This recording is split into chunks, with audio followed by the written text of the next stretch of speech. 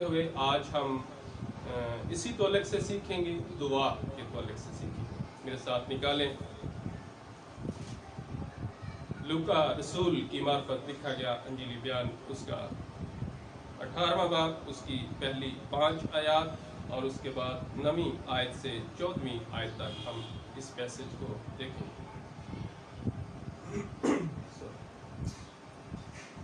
फिर उसने इस गर्ज से कि हर वक्त दुआ करते रहना और हिम्मत ना हारना चाहिए, उनसे ये तमसील कही कि किसी शहर में एक काजी था, ना वो खुदा से डरता ना आदमी की कुछ परवाह करता था।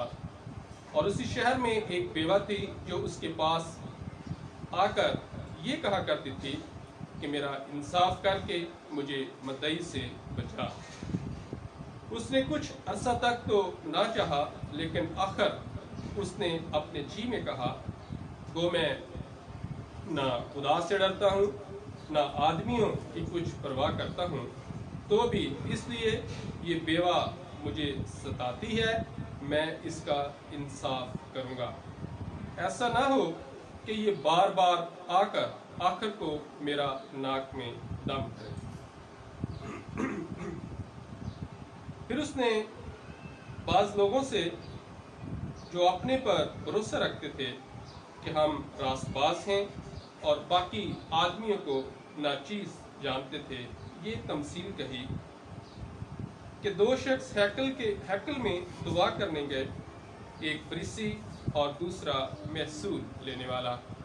फरीसी खड़ा होकर अपने जी में यूं दुआ करने लगा कि ए खुदा, मैं तेरा शुक्र करता हूँ कि बाकी आदमियों की तरह जालिम, बेइंसाफ, ज़नाकार या इस महसूल लेने वाले की मानद नहीं हूँ। मैं हफ्ता में 2 बार रोज़ा रखता और अपनी सारी आमदनी पर दयायकी देता हूँ। लेकिन महसूल लेने वाले ने दूर खड़े होकर इतना भी न चाहा कि आसमान की तरफ आँख उठाए, बल्कि छाती पीट पीट कर कहा, ऐ खुदा, मुझ गुनहगार पर रहम कर। मैं तुमसे कहता हूँ कि ये शख्स दूसरे की निस्बत रास्तबाज ठहर कर अपने घर गया, क्योंकि जो कोई अपने आप को बड़ा बनाएगा वो छोटा किया जाएगा, और जो अपने आप को छोटा बनाएगा वो बड़ा किया जाएगा। पाक कलाम का पढ़ा और सुना जाना हम सब के लिए बाइस बरकत हो।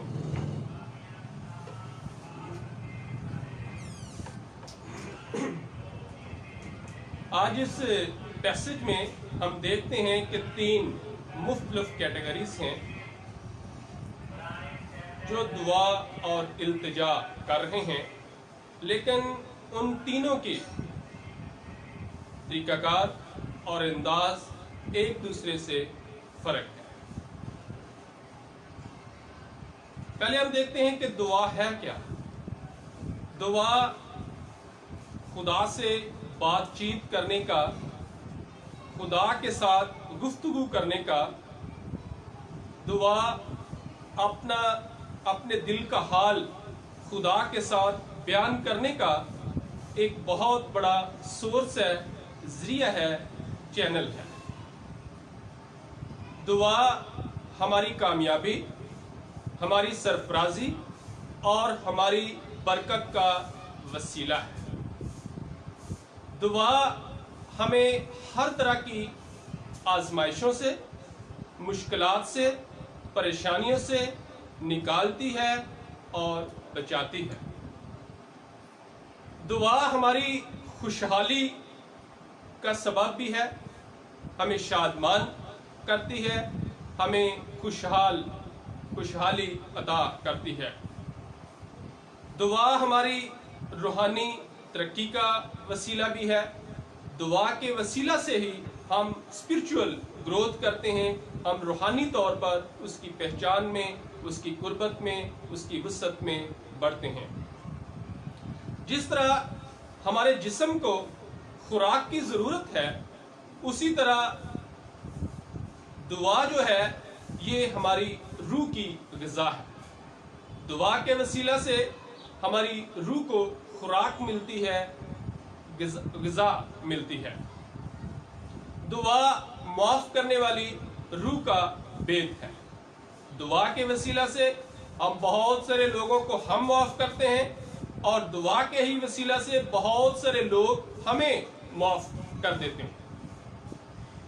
दुआ के वसीला से खुदा के प्रोग्राम्स, खुदा के प्लान्स और इरादे तब्दील हो जाते हैं। दुआ जकड़ों को आज़ाद कर देती है, दुआ कैदियों को रहा कर देती है, दुआ मुर्दों को जिंदा कर देती है। दुआ के ढांचे और दुआ की रूह के दरमियान बहुत ज्यादा फर्क पाया जाता है। जैसे एक मुर्दा और जिंदा जिस्म के दरमियान एक ढांचा है लेकिन उसमें सांस नहीं। दुआ की इकसाम, यूं तो बहुत सारी दुआ की इकसाम हैं या हो सकती हैं, लेकिन हम दो चंद इकसाम का जिक्र करेंगे। शख्सी दुआ, इज्तिमाई दुआ, रस्मी दुआ, सिफारशी दुआ और शिफायती दुआ, ये दुआ की इकसाम है। शख्सी दुआ वो है कि जो एक शख्स अपने दिल का हाल खुदा के साथ, खुदा के आगे बयान करता है, अपनी दुनियावी चीज़ों के लिए, दुनियावी बातों के लिए खुदा से बातचीत करता है या अपनी स्पिरिचुअल ग्रोथ के लिए खुदा से बातचीत करता है या दुआ करता है। इज्तिमाई दुआ वो दुआ है जिसमें हम 2, 4, 5, 10, 20 या पूरी कलीसिया किसी बड़े मिशन के लिए, किसी बड़े पर्पस के लिए मिलकर यकजा होकर, यक आवाज होकर, यक दिल होकर हम इकट्ठे मिलकर इज्तिमाई दुआ करते हैं। ये इज्तिमाई दुआ है। रस्मी दुआ वो है कि जैसे बहुत सारे लोग जो है रटी रटाई बात करते हैं कि हमने खाने के लिए दुआ करनी है, हमने ये वर्ड्स बोल देने हैं, हमने सुबह उठे हैं ड्यूटी पे जाना है, उससे पहले हमने बहुत रटी रटाई जो 2-4 बातें हैं वो बोल देनी है और जल्दी जल्दी हमने ड्यूटी पे चले जाना है। या इसी तरह हमने शायद ये भी सीखा हुआ है या सिखाते हैं अपने बच्चों को कि हमने रात को सोने से पहले जल्दी से 1-2 लाइन बोलनी है। ये रस्मी, जैसे एक रस्म, फॉर्मेलिटी पूरी करने के लिए ये रटी रटाई दुआएं हैं। ये भी बहुत ज्यादा लोग ये भी दुआ करते हैं या समझते हैं कि ये हमारी बरकत का वसीला है कि हमने जल्दी जल्दी बोलने हैं, एक फॉर्मेलिटी पूरी करनी है, लेकिन ये हमारी बरकत का वसीला नहीं है। सिफारशी दुआ वो है कि जिसमें हम बहुत ज्यादा जो लोगों की इल्तिजाओं को, उनकी दरखास्तों को, मुनाजातों को खुदावंद की पाक हजूरी में लेके आते हैं। जैसे खुदा का पाक कलाम हमें सिखाता है, बताता है कि बहुत ज्यादा अंबिया इकराम जो लोगों की दरखास्तों को खुदा के पाक हजूरी में रखते थे, और जैसे आज के दौर में हम इसको जब अपनी जिंदगी में अप्लाई करते हैं तो बहुत ज्यादा मुकद्दसीन हैं जो खुदा के खादमीन हैं, बहुत ज्यादा लोगों की जो दरखास्तें हैं, मुनाजातें हैं, वो खुदा की हजूरी में रखते हैं और उनके लिए दुआएं करते हैं। ये सिफारशी दुआ है। शिफायती दुआ वो है कि जिसके लिए हम मिलकर या इज्तिमाई शक्ल में हम दूसरों के लिए शिफायत करते हैं कि अगर कोई बीमार है या किसी बीमारी में मुब्तला है, हम उसके लिए मिलकर शिफायत करते हैं या उसकी शिफा के लिए हम दुआएं करते हैं। कलाम मुकद्दस के मुताबिक दुआ एक इबादत है जिसमें हर वो तरीका शामिल है जो एक इंसानी रूह खुदा तक रसाई हासिल करने के लिए हासिल करती है या इस्तेमाल करती है। पुराने अहदनामा में 85 तबाजात दुआओं का जिक्र है, जिनमें 60 के करीब मुकम्मल ज़बूर और 14 ज़बूर के ऐसे हिस्से हैं जिनको हम दुआ कह सकते हैं या दुआ कहा जा सकता है। अबरानी तर्जमा के मुताबिक बुजुर्गों के ज़माना में खुदा का नाम लेना ही दुआ था। اسی لیے اس دور میں یعنی بزرگوں کے دور میں جو ہے ان کی دعاؤں میں بڑی سادگی اور بے تکلفی پائی جاتی تھی۔ خروج اور گنتی کی کتاب کے مطابق موسیٰ کی جو دعائیں ہیں وہ سفارشی دعائیں تھیں، یا ان دعاؤں میں سفارشی عنصر عیا ہوتا ہے یا نمایاں نظر آتا ہے۔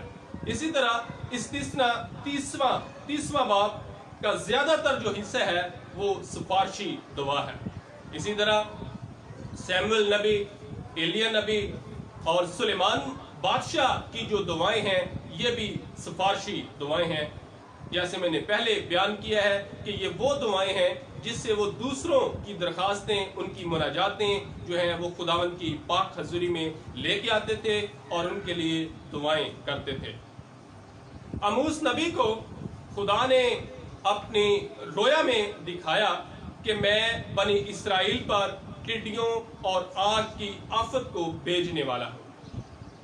آموس 7واں باب اس کی پہلی 6 آیات کے مطابق جب آموس نبی نے خدا کی پاک حضوری میں جھکا اور دعائیں کی اور مناجاتیں کی تاکہ وہ خدا ایسا کرنے سے باز رہے، سو خدا نے اس کی جیسے ہی آموس نبی نے ان کے لیے سفارشی دعا کی خدا کی پاک حضوری میں، اور خدا نے اس کی دعا کو سنا اور اس آفت کو جس کا اس نے حکم جاری کیا تھا آفت بھیجنے سے باز رہا یا اپنا ارادہ تبدیل کر لیتا ہے۔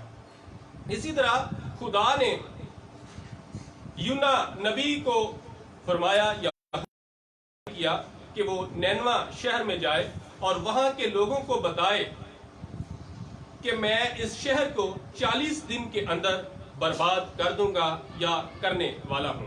تو ہوا کیا کہ جب یونا نبی نے وہاں جا کے اس بات کی تعلیم دی، سکھایا، ان کو بتایا، اور انہوں نے کیا کیا، انہوں نے سب نے مل کر اجتماعی دعا کی روزے کے ساتھ، اور جب وہ روزے کے ساتھ اجتماعی دعا میں بیٹھ گئے اور ان کی دعا کی بدولت خدا نے اپنا ارادہ تبدیل کر لیا۔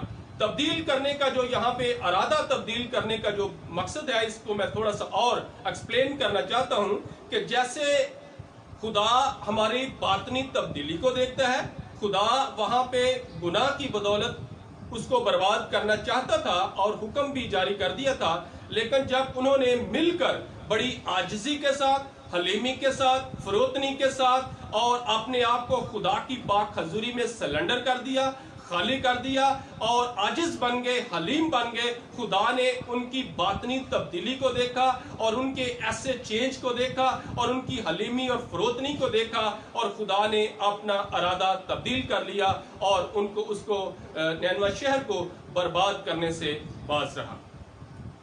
دعا میں اسرار اور پرزور مطالبہ کرنے کا سبق ہمیں اس آدمی کی تمثیل میں ملتا ہے جو آدھی رات کو اپنے دوست سے اپنے مہمان کے لیے 3 روٹیاں مانگتا ہے۔ محصول لینے والے اور فریسی کی تمثیل میں ہمیں دعا میں فروتنی اور توبہ کا سبق ملتا ہے، یا زور جو وہ دیا گیا ہے وہ سیکھنے کو ملتا ہے۔ سخت دل نوکر کی تمثیل میں خدا ہمیں دعا میں رحم دلی اور فیاضی کا سبق دیتا ہے۔ متی اور لوکا کی انجیل میں خدا ہمیں دعا میں سادگی کا درس دیتا ہے اور فرماتا ہے کہ دعا ہر طرح کی ریاکاری سے پاک ہونی چاہیے، اور دعا میں سادہ الفاظ، سادہ انداز اور سادہ درخواست کے شکل کے ساتھ دعا پیش کی جانی چاہیے یا دعا کی جانی چاہیے۔ مرکز کی انجیل میں مسیح خداوند دعا میں جاں فشانی، دعا میں اتفاق، اعتماد، ایمان اور یقین پر زور دیتے ہیں، اور ایسی دعائیں پر اثر دعائیں ہوتی ہیں۔ دعا کے موضوع پر پاک کلام کی تعلیم کا لب لباب مشہور عالم WF ویسٹ کورٹ نے خوب بیان کیا ہے۔ وہ فرماتے ہیں کہ سچی دعا وہ ہے جو خدا کے حضور ضرور ہی قبول ہوتی ہے۔ وہ دعا ہے جس میں ہم شخصی طور پر خدا کی مرضی کو جانتے ہیں اور اسے قبول کر لیتے ہیں۔ کبھی کبھی ہماری دعائیں جو ہیں وہ بر وقت قبول بھی ہوتی ہیں اور کبھی کبھی مقررہ وقت پر ہوتی ہیں یا اس میں دیر ہو جاتی ہے، کیونکہ ہر چیز کا ایک وقت ہے۔ اگر بعض دفعہ ایسے ہوتا ہے کہ ہم خدا کی پاک حضوری میں دعائیں کرتے ہیں، شاید 2 دن کرتے ہیں، 4 دن کرتے ہیں، ہفتہ، مہینہ، سال، لیکن اس دعا سنی وہ ضرور جاتی ہے، لیکن اگر اس پہ عمل نہیں ہوا ہے، اس کی جو ہماری خواہش ہے، جو ہم نے مانگا ہے، بر وقت اس پہ وہ ہماری دعا پوری نہیں ہوئی ہے، تو اس میں بھی میں بتانا یہ چاہ رہا ہوں کہ خدا کا ہمارے لیے ایک اچھا منصوبہ ہوتا ہے، ایک اچھا پلان ہوتا ہے۔ اسی طرح جیسے بچے اپنے ماں باپ سے کچھ مانگتے ہیں، چونکہ ماں باپ اپنے بچوں کو بہت عزیز رکھتے ہیں، اور جب اگر بچے اپنے ماں باپ سے کچھ مانگتے ہیں تو ہم فوراً ان کو وہ چیز پرووائڈ نہیں کر دیتے ہیں۔ بعض دفعہ ہم کر بھی دیتے ہیں اور بعض دفعہ ہم کہتے ہیں کہ بیٹا ابھی آپ کا اس کے لیے آپ کا وقت نہیں ہوا ہے، جب آپ کا یہ چیز حاصل کرنے کا وقت ہوگا تو پھر ہم آپ کو ضرور ہی پرووائڈ کریں گے یا کرنے کی کوشش کریں گے۔ اسی طرح ہمارا آسمانی باپ ہم سے بے حد پیار کرتا ہے، ہم اس کے بیٹے اور بیٹیاں ہیں، وہ ہم سے بے حد پیار کرتا ہے، ہم سے محبت رکھتا ہے، ہمیں بہت عزیز رکھتا ہے، اس لیے کہ وہ کبھی بھی ہمیں ایسی چیز نہیں دے گا یا ہمیں ایسی جگہ نہیں لے کر جائے گا جو ہمارے لیے ٹھوکر کا سبب ہو۔ بعض دفعہ ہم دعائیں کرتے ہیں اور میں یہ بھی کہوں گا کہ ہم شاید بے دل بھی ہو جاتے ہیں کہ ہم تو مہینہ ہو گیا دعا کر رہے ہیں، ہماری سنی نہیں جا رہی ہے، لیکن ہم نے بے دل نہیں ہونا ہے، ایمان کا دامن تھامے رکھنا ہے۔ ہم نے اس بات کو اپنے ذہن میں رکھنا ہے کہ اگر یہ دعا ہماری ابھی پوری نہیں ہوئی ہے تو اس میں بھی خدا کا خاص منصوبہ ہے، اس میں بھی خدا کا خاص پلان ہے ہمارے لیے، کیونکہ وہ ہماری بہتری چاہتا ہے، وہ ہماری بھلائی چاہتا ہے۔ جیسے میں نے پہلے بیان کیا ہے، وہ کبھی بھی ہمارا نقصان نہیں چاہتا ہے۔ ہم ایمان رکھتے ہیں کہ پوری دنیا میں جب اس آفت کا آ جانے کی بدولت پوری دنیا، قوم، قبیلے، امتیں سب مل کر سب نے دعائیں کی ہیں اور خدا نے اس دعا کو سنا ہے، اور اسی وجہ سے بہت کچھ بحال ہو گیا ہے، اور جو باقی ماندہ اثرات ہیں ہم نے اپنی دعا کو جاری اور ساری رکھنا ہے اسی امان اور بھروسے اور یقین کے ساتھ، کیونکہ وہ ہم سے بہت پیار کرتا ہے، ہم سے بے حد محبت رکھتا ہے، وہ ہماری دعاؤں کو سنتا ہے اور ان کا جواب بھی دیتا ہے۔ دعا کے تعلق سے ہم 4 باتوں کو غور کریں گے۔ دعا ایک عظیم حق ہے۔ کلام بڑی وضاحت کے ساتھ بیان کرتا ہے کہ خدا باپ کی حیثیت سے ہماری دعاؤں کو سنتا ہے اور ہماری فریادوں اور مناجاتوں پر اپنا کان لگاتا ہے۔ اگر خدا کے کانوں تک ہماری رسائی نہ ہوتی یا اگر خدا ہماری دعاؤں کو نہ سنتا تو مصیبت، پریشانی، دکھ، تکلیف اور آزمائش کے عالم میں ہماری زندگیاں کس قدر مایوس ہو جاتی۔ کلام بیان کرتا ہے کہ ہمیں ہر وقت دعا کرتے رہنا چاہیے، کیونکہ ہمارا انحصار اس پر ہے جس پر ہم ایمان رکھتے ہیں اور جس میں ہم اپنی زندگی بسر کرتے ہیں اور چلتے پھرتے ہیں۔ یہ ایک ناممکن بات ہے کہ ہم خدا پر ایمان بھی رکھیں، ہم خدا پر بھروسہ بھی رکھیں، یقین بھی رکھیں، اس کو اپنا شخصی نجات دہندہ بھی تسلیم بھی کریں، اور ہم یہ بھی کہیں کہ ہم مسیحی ہیں، ہم خدا پر ایمان رکھتے ہیں، بھروسہ رکھتے ہیں اور دعا کی ضرورت کو محسوس نہ کریں۔ دعا ایک مسیحی زندگی کا سانس ہے۔ دعا ایک دوائی کی طرح ہے، جس طرح جب یہ بدن کمزور ہو جاتا ہے یا خدا نخواستہ بیماری میں آ جاتا ہے تو ہم اس کے لیے کیا کرتے ہیں؟ دوائی لیتے ہیں، لیکن وہ دوائی تب تک کام نہیں کرے گی یا نہیں کرتی ہے جب تک اس کے ساتھ دعا شامل نہیں ہوتی ہے۔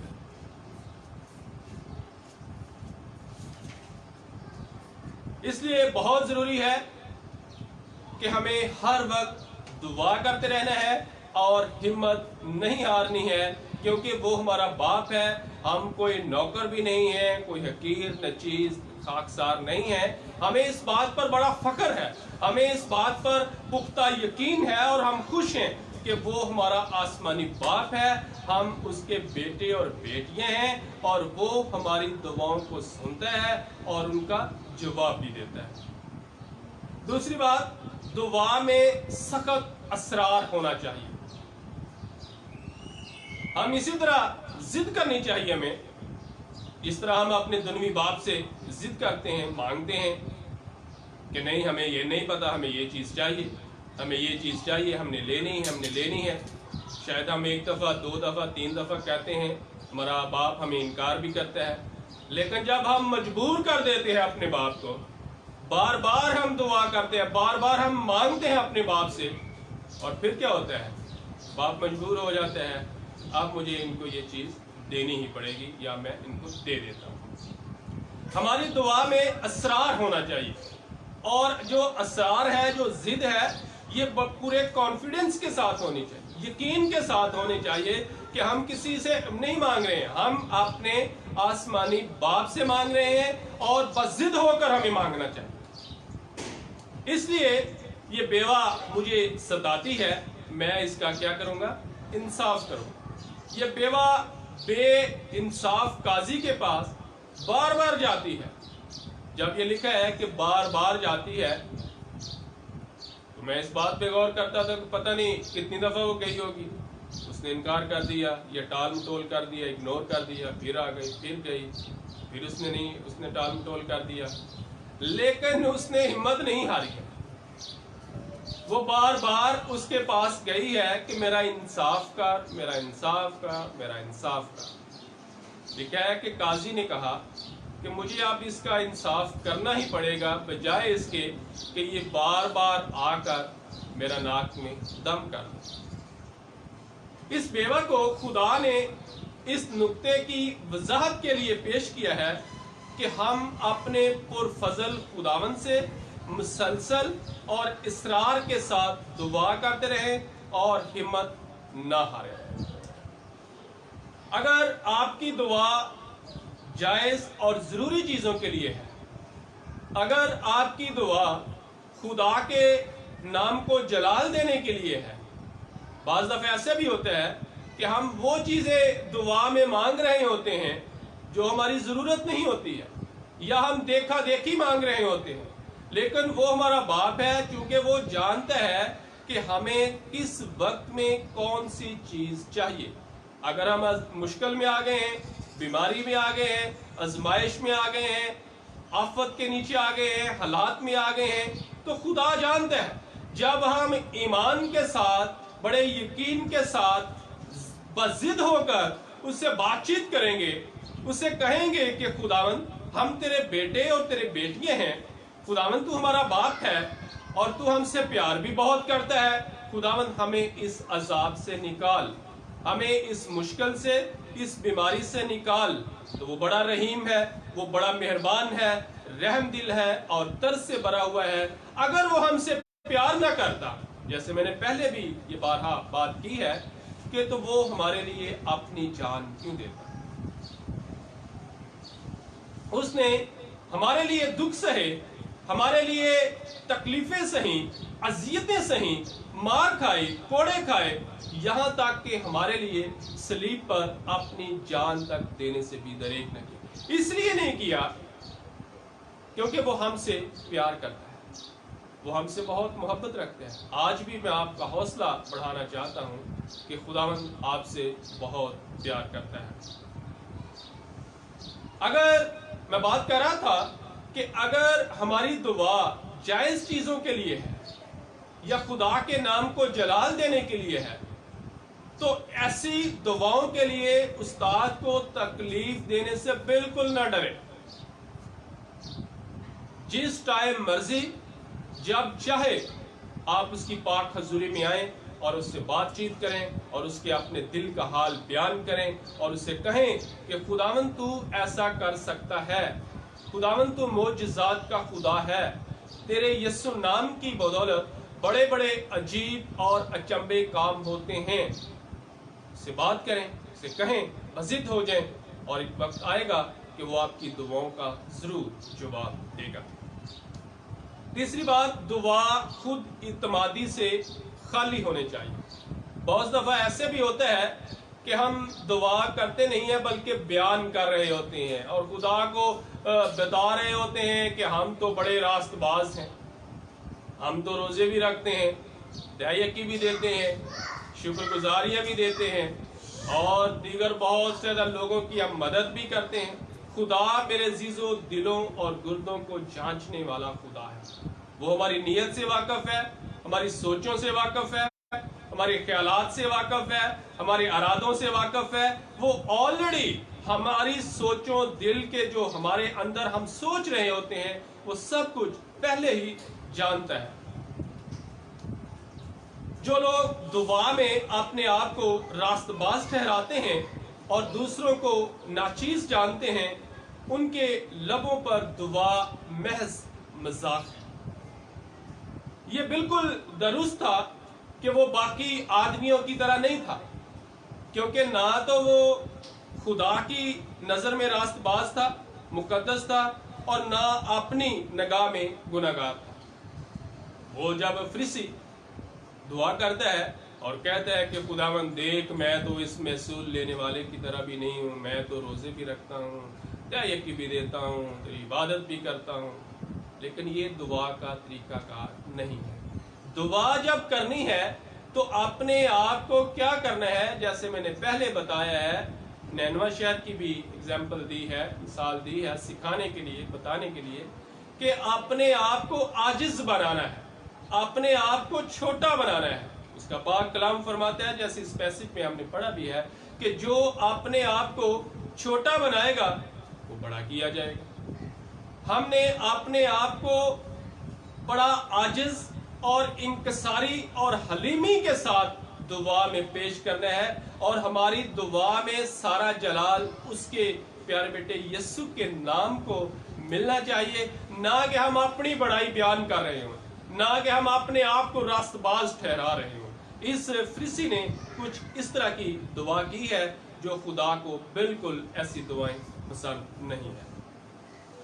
حقیقت تو یہ ہے کہ خود کفالت اور تکبر کی روح دعا کی روح کی دشمن ہے. جب دعا کا روئے زمین پر دوسری روحوں کے ساتھ موازنہ کیا جائے تو حلیم ترین جو روح ہے وہ دعا ہے. یہ ایسے ہی ہے جیسے کانٹوں کے درمیان سوسن کا پھول.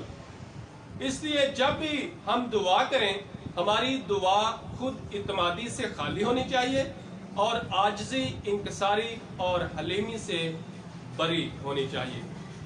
چوتھی اور آخری بات، دعا دیانتداری سے ہو. جب ہم دعا کریں تو ہم ایمانداری کے ساتھ کریں، دیانتداری کے ساتھ کریں. جس طرح محصول لینے والا اپنی چھاتی پیٹ پیٹ کر کہتا ہے کہ اے خداوند مجھ گناہگار پر رحم کر. جب ہم دعا کریں تو ہماری دعا جو ہے اس قدر حلیمی کے ساتھ اور فروتنی کے ساتھ پیش ہونی چاہیے، اور اپنے آپ کو، جیسے میں پہلے بیان کر چکا ہوں، کہ اپنے آپ کو بڑا عاجز اور چھوٹا بنانا ہے، اور یہ بڑائی نہیں بیان کرنی ہے جیسے فریسی نے کی تھی کہ خداوند میں تو بڑا راست باز ہوں اور بڑے روزے بھی رکھتا ہوں. یہ دعا کا بالکل طریقہ کار نہیں ہے. غریب بیوہ کی التجا اور دیانتدار اور گناہ کے متعلق باشعور محصول لینے والے کی دعا کامیاب اور فاتح دعائیں تھیں. لیکن فریسی نے تو اپنی دعا میں محض خدا کی بےزتی کی ہے. جو دعا وہ کر رہا تھا وہ دعا جو ہے وہ برکت کا وسیلہ نہیں.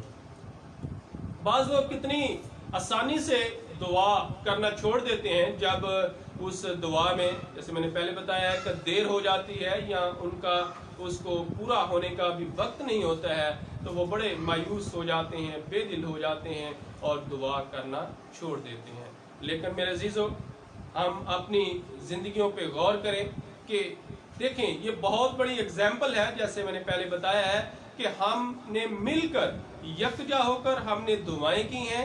اس دنیا میں حالات، آزمائش، مشکل، پریشانی، بیماری، ان کا آنا تو ضرور ہے، یہ میں آپ کو بتاتا چلوں. لیکن اس کے ساتھ ساتھ میں آپ کا حوصلہ بھی بڑھاتا ہوں کہ خدا ان تمام آفات کو، آنے والی تمام آزمائشوں کو، ہماری زندگی میں تمام آنے والے طوفان کو تھما دیتا ہے، ہمیں آزاد کر دیتا ہے، ہمیں بحال کر دیتا ہے. لیکن ہوگا کیسے؟ جب ہم ایمان کے ساتھ اس کی پاک حضوری میں جھکیں گے اور دعا کریں گے. جب خدا ہمیں شادمانی کرتا ہے، خوشحال کرتا ہے، ہماری زندگی میں خوشحالی آتی ہے، سرفرازی آتی ہے، شکر گزاری کے جواز بھی ہوتے ہیں، مواقع ہوتے ہیں، ہم دعا کرتے ہیں، خوش ہوتے ہیں، اس کا شکر کرتے ہیں. یہ بہت اچھا امر ہے. لیکن جب ہم کمزوری میں ہوتے ہیں، کمزوری سے میری مراد بدنی کمزوری نہیں ہے، کمزوری سے میری مراد کہ جب ہماری زندگی میں بیماری آ جاتی ہے، جب ہماری زندگی میں آزمائش آ جاتی ہے، مشکل پریشانی آ جاتی ہے، تو اس وقت بھی ہمارا ایمان، ہمارا جو انداز بیاں ہے، اس وقت بھی ہماری جو دعائیں ہیں وہ اسی طرح ہی ہونی چاہیے، شکر گزاری کے انداز میں ہونی چاہیے، خدا کے نام کو جلال دینے کے انداز میں ہونی چاہیے کہ خداوند تیرا شکر ہو، کہ خداوند آج اگر ہماری زندگی میں مشکل ہے تو خداوند کل ہم ایسے نہیں ہوں. خداوند آپ کی دعاؤں کو سنتا ہے اور ان کا جواب دیتا ہے. سو اچھا ہے میرے عزیزو، اگر ہماری زندگی میں، پوری دنیا میں اگر آزمائش کا وقت آیا تو خدا نے ہمیں نکالا بھی. لیکن یہ کس لیے ہوا، کیسے ہوا؟ کہ جب ہم نے مل کر دعائیں کی، اجتماعی دعائیں کی، شخصی دعائیں کی، ہم خاندانوں کے ساتھ مل کر، اپنے بچوں کے ساتھ مل کر، بہت زیادہ ہم نے مختلف کلیسیاؤں کے ساتھ مل کر، سوشل میڈیا کے ذریعے، لنک کے ذریعے ہم نے مل کر دعائیں کی اور خدا نے ہماری دعاؤں کا جواب دیا ہے، سنا ہے. اور آج خداوند کے فضل سے جب یہ اعلان کیا گیا ہے کہ تمام چرچز جو ہے وہ کھول دیے گئے ہیں اور ہم عبادات کر سکتے ہیں، یہ سارا عزت، سارا جلال خداوند کے نام کو ہے. میں بتانا، سکھانا یہ چاہ رہا ہوں کہ ہمیں ہر حال میں دعا کرنا نہیں چھوڑنا ہے. ہم نے ایمان کے ساتھ، یقین کے ساتھ، جس طرح ہم اپنے دنیوی باپ سے مانگتے ہیں، ہم نے اپنے آسمانی باپ سے مانگنا ہے اور بات چیت کرنی ہے، گفتگو کرنی ہے.